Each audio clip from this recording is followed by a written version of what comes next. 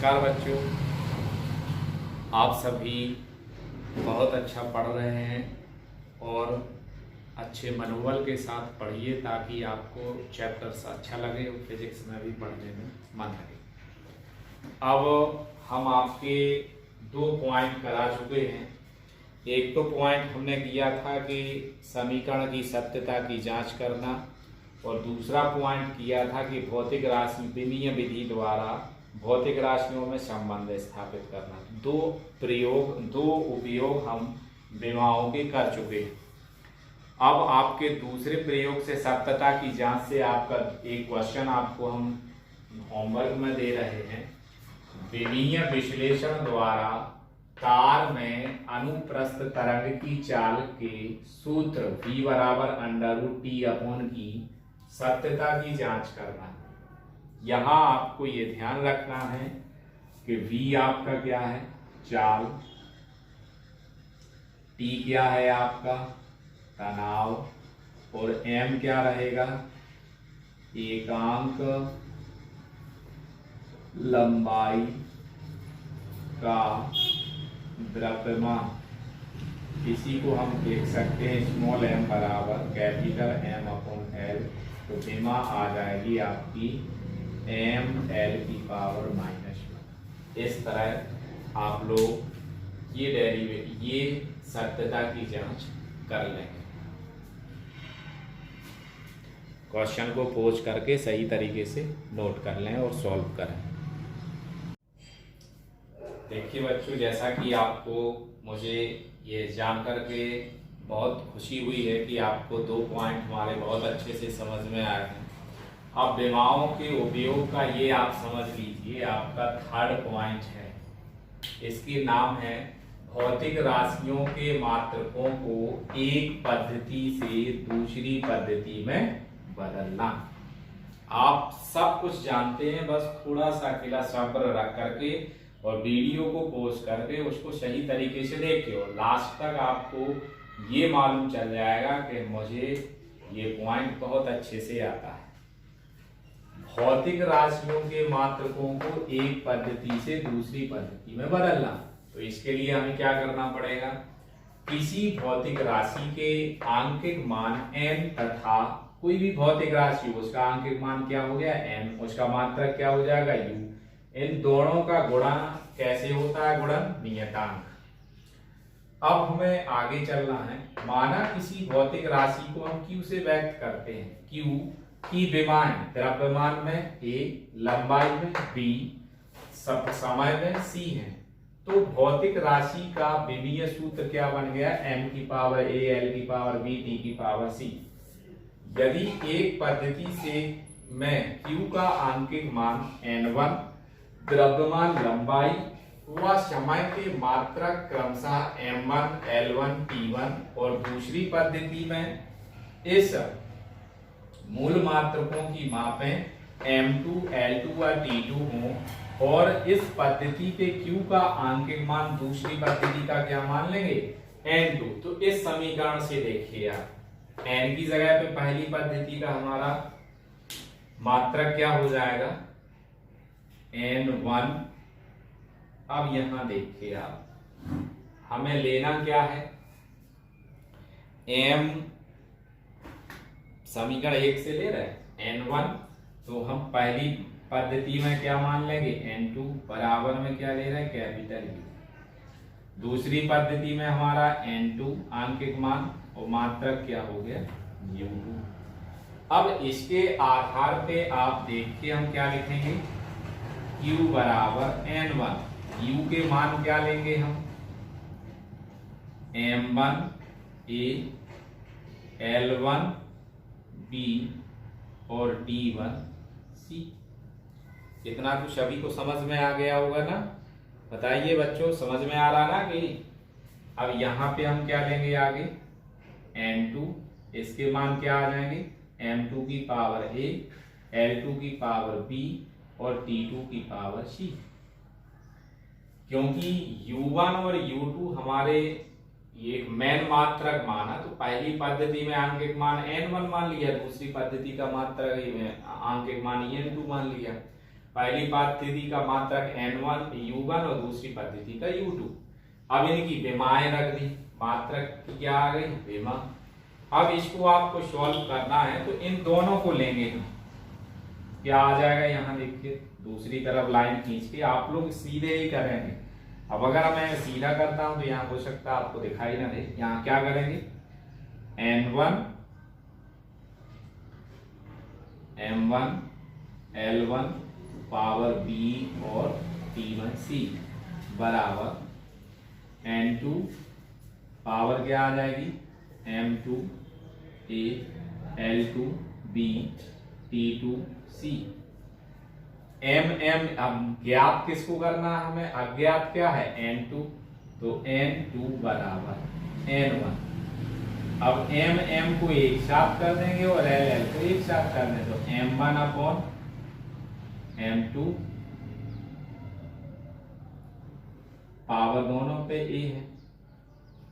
फिर यहां पे क्या कर देंगे, L1 B L2 B T1 C T2। अब अलग अलग कर देंगे क्योंकि पावर सभी की अलग अलग है, तो N2 बराबर क्या आ गया, N1 और ब्रैकेट में क्या कर देंगे, M1 अपॉन M2 पावर क्या आ जाएगी A, L1 upon L2 power क्या आ जाएगी B और T1 अपॉन T2 पावर क्या आ जाएगी C। इस तरह हमारे लिए एक आपका क्या बन गया, सूत्र बन गया, विमीय सूत्र। अब अज्ञात राशि क्या है N2, ज्ञात राशि क्या है N1। अब M1 M2 L1 L2 के हम मान रखेंगे, तो ये आपको इसको समझना है और इस सूत्र के आधार पर ही हम क्या करेंगे, किसी भौतिक राशि को एक मात्रक से दूसरे मात्रक में चेंज करेंगे। तो ये आपको ध्यान रखना है, वीडियो को पॉज करके सही तरीके से आप लोग हेडिंग डाल करके इस थर्ड पॉइंट को नोट कर लेंगे।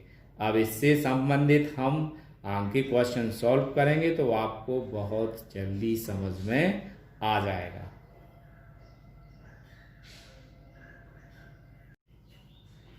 देखिए अब इससे संबंधित हम आगे क्वेश्चन करते हैं, एक न्यूटन को डायन में परिवर्तित कीजिए।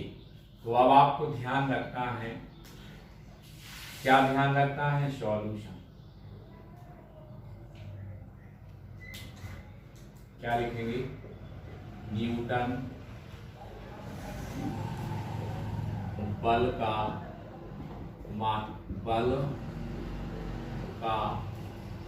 मात्रक है। तो इसकी विमा क्या हो जाएगी, आप लोग जानते हैं, बल की विमा क्या होती है, mLT की पावर -2 पावर 1 पावर 2। यहां यदि हम विमीय सूत्र लिखेंगे m की पावर a l की पावर b और t की पावर c, इससे कंपैरिजन कर दें तो क्या आ जाएगा, a बराबर 1 b बराबर 1 c बराबर -2। अब आप ये ध्यान रखें कि न्यूटन आपका ये है कि न्यूटन MKS पद्धति का मात्रक, यहां हम लिख देते हैं न्यूटन MKS पद्धति का मात्रक है, जबकि डायन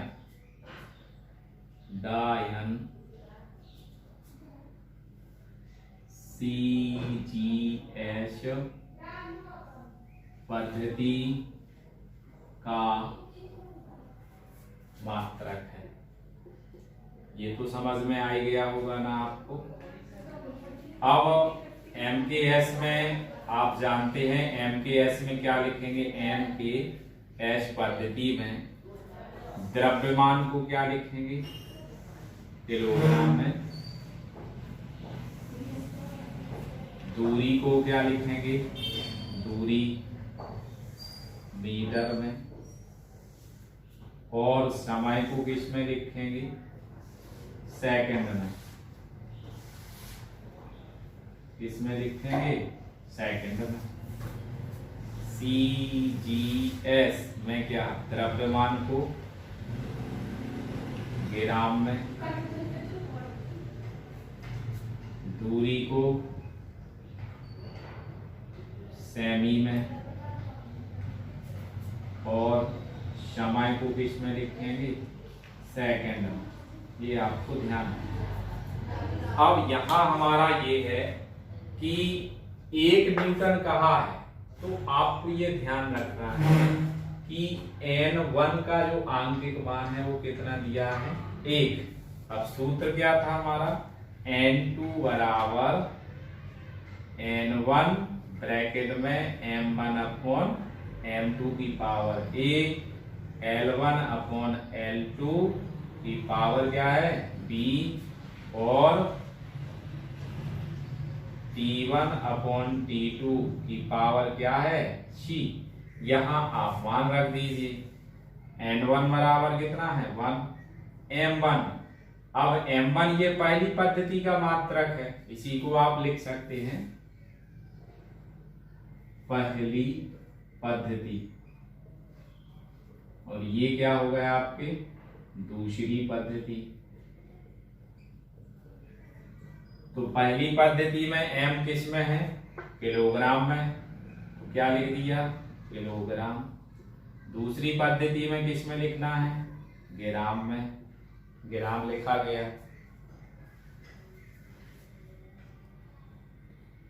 ग्राम लिखा गया। अब आपको L को किस में लिखना है, मीटर में, और L2 को किस में लिखना है, सेमी में, सेंटीमीटर में। अब T आपका किस में लिखना है, T1 सेकंड में, देखिए T2 किस में लिखना है, सेकंड में। पावर देखिए आप, A का मान कितना था, 1, तो पावर 1 आ गया। B का मान कितना था, 1, तो पावर 1 आ गया। C का मान कितना था, -2। अब यहां देखिए आप, सेकंड से सेकंड हमारा कट जाता है। अब N2 बराबर, यहां हम लाइन खींच के सॉल्व कर रहे हैं, N2 बराबर आपका क्या बचा, N2 बराबर किलोग्राम, क्या बचा, किलोग्राम बटे में क्या बचा है, ग्राम, और यहाँ क्या बचा आपका, मीटर, और यहाँ क्या बचा है, सेमी। बस इनको चेंज कर दीजिए। N2 बराबर, किलोग्राम में कितने ग्राम होते हैं, 1000 ग्राम, बटे में क्या है आपका, ग्राम।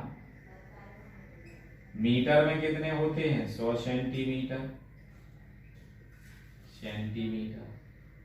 ये मात्रक से मात्रक आपके कट गए, तो N2 बराबर कितना आ गया, 1000 गुणे 100 बराबर में कितना हो जाएगा, 10 पे घाते 5 डाई। तो आपका आंसर कितना निकल आया, बताइए, 1 न्यूटन बराबर 10 पे घाते 5 डाई। हमें आशा है कि आप सभी बच्चों को ये पॉइंट उपयोग नंबर 3 बहुत अच्छे से समझ में आ गया होगा, और इसको करने में आपको मजा भी आएगा।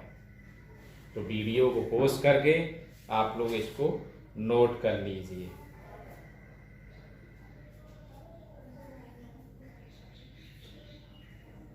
अब अगला क्वेश्चन हम आपके सामने है, बहुत मजा आएगा आपको क्वेश्चन को करने में। क्या लिखा है क्वेश्चन, क्या लिखा, जल का घनत्व 1 ग्राम सेंटीमीटर की पावर 3 है, किलोग्राम प्रति मीटर की पावर 3 में इसका मान ज्ञात कीजिए। जल का घनत्व, जल सॉल्यूशन देखिए, जल का घनत्व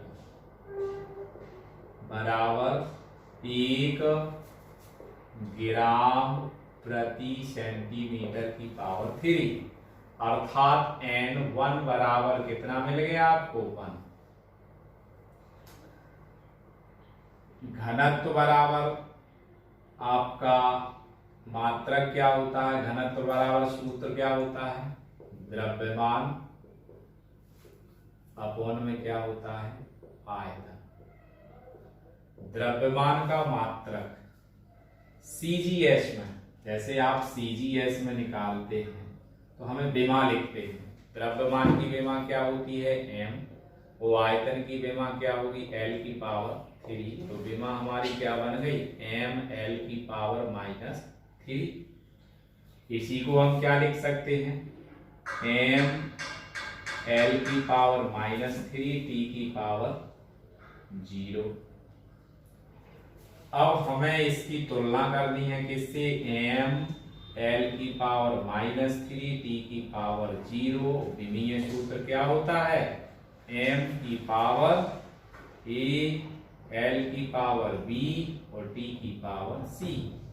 तो क्या निकल आया आपका मान, a बराबर 1, b बराबर -3 और c बराबर कितना निकल आया 0। अब सेंटीमीटर प्रति ग्राम ग्राम प्रति सेंटीमीटर, तो हम क्या लिखेंगे यहां पे, घनत्व का ग्राम प्रति सेंटीमीटर की पावर 3, घनत्व का मात्रक सेंटीमीटर प्रति ग्राम प्रति सेंटीमीटर की पावर 3, CGS पद्धति का मात्रक है। इसके बाद CGS पद्धति के मात्रक के बाद हम क्या लिखेंगे, अब किलोग्राम प्रति मीटर की पावर 3, MKS पद्धति का मात्रक है। तो अब आपको सूत्र सॉल्व करना है।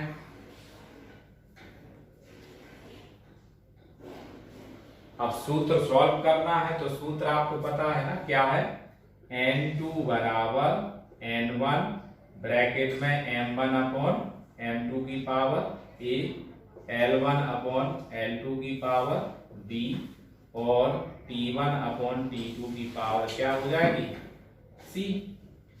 अब पहली पद्धति में M1 क्या है ग्राम, तो आप यहां अगर आपको दिक्कत है तो यहां लिख सकते हैं, प्रथम ऐसे ब्लॉक बना के यहाँ लिख लीजिए प्रथम पद्धति में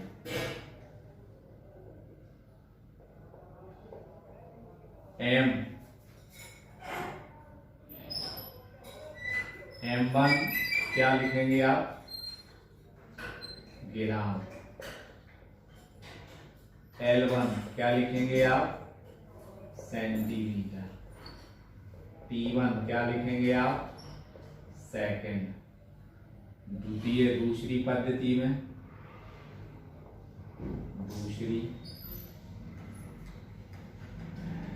क्या लिखेंगे M1 बराबर किलोग्राम, L2 बराबर मीटर, T2 बराबर सेकंड। तो ये किसके हो गए CGS, ये किसके हो गए MKS। अब यहां मान रख दीजिए N1 की जगह पे कितना रखेंगे 1 और M1 ग्राम अपॉन में किलोग्राम।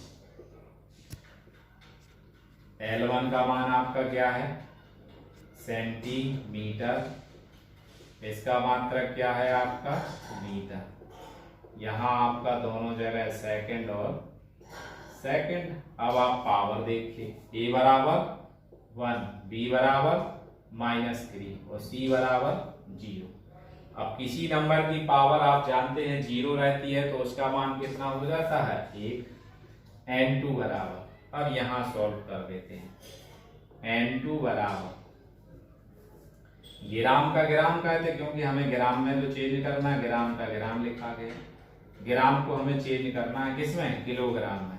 क्या लिखेंगे 1/1000 किलोग्राम, क्योंकि 1 किलोग्राम में कितने ग्राम होते 1000 ग्राम, और 1 ग्राम में कितने किलोग्राम होंगे तो 1/1000 ग्राम। पावर 1 थी तो लिखा है। इसके बाद मीटर, तो यहाँ सेंटीमीटर लिखा है तो सेंटीमीटर में कितने, 1 मीटर में कितने भी सेंटीमीटर होते 100, तो यहाँ क्या आ जाएगा आपका मीटर। अपॉन में क्या आ जाएगा मीटर। मीटर से लीटर कट हो जाएगा, किलोग्राम से किलोग्राम कट हो गया, तो कट नहीं होगा, तो ये चेंज हो गया आपका मीटर में और किलोग्राम में। तो अब इसको क्या लिखेंगे आप 10 पे घाते -3, इसको क्या लिखेंगे 10 पे घाते -2। तो n2 बराबर कितना आ जाएगा आपका 10 पे घाते -5। आपको ये ध्यान रखना है कि हम किसमें चेंज कर रहे हैं, ग्राम प्रति -5 है। अब यहाँ आपको ये ध्यान रखना है, देखिए यहाँ माइनस की पावर कितनी है 3, यहाँ माइनस की पावर हमें 3 ध्यान रखना पड़ेगा। अब माइनस की पावर यहाँ 3 है तो 3 लिखा गया मल्टीपल, 3 2 जा 6 और माइनस माइनस प्लस, तो 10 की घाते कितना हो गया 6। तो यहाँ देखिए आप 10 में 6 में से 3 चले गए तो कितना बचा 10 की घाते 3। अब आपको यहाँ क्या लिखेंगे किलोग्राम प्रति मीटर की पावर 3। तो हमें निकालना क्या था 1 ग्राम प्रति सेमी की पावर 3 बराबर 10 पे घाते 3 किलोग्राम प्रति मीटर की पावर 3। यही हमें निकालना था और यही आपका आंसर है।